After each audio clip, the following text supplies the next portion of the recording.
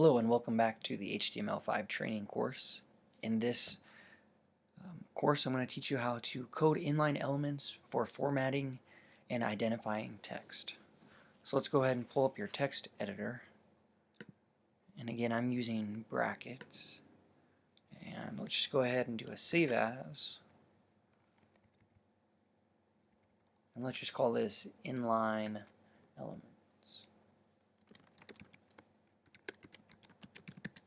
.html. Okay, so let's get rid of everything we have here because we are not going to be talking about any of that right now. These are all inline elements. An inline element doesn't start on a new line, so instead an inline element is coded within the block of the element.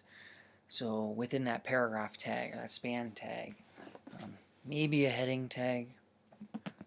So let's go ahead and show you a few. Now there are so many out there. Just do a Google search on HTML5 inline elements, but I'll just show you a few. And so we will be testing out inline elements on this line of text. Whatever. Okay, so now let's just do an inline element for formatting only.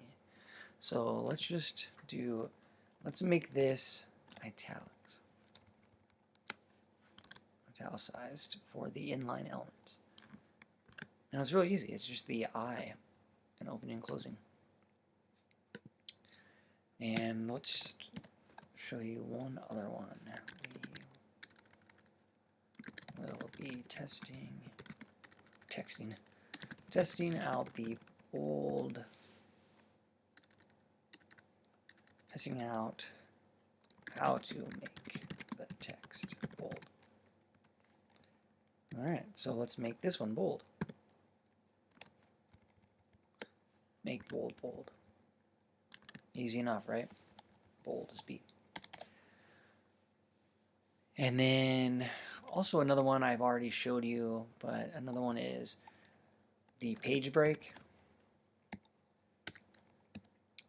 And now let me show you some inline elements for identifying content.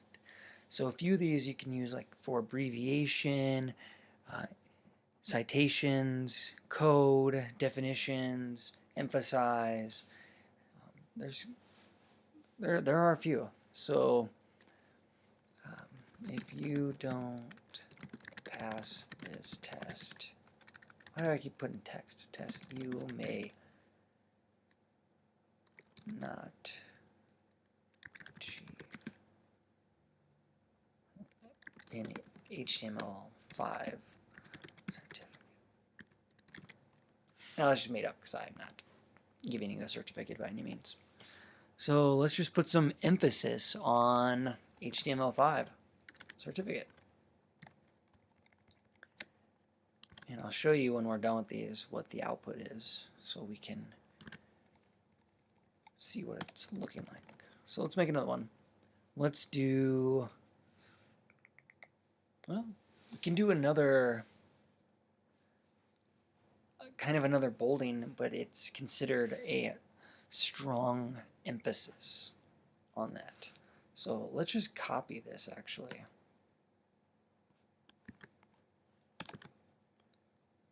And make our lives just a little easier and show you just kind of what the difference is. And you know what? I'm just going to, no, I'm not going to. Okay. So let's try, I guess we could try abbreviation.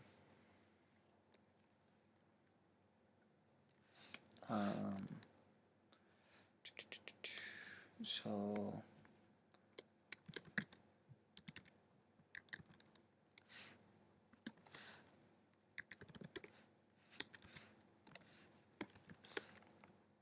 we'll just see what that outputs.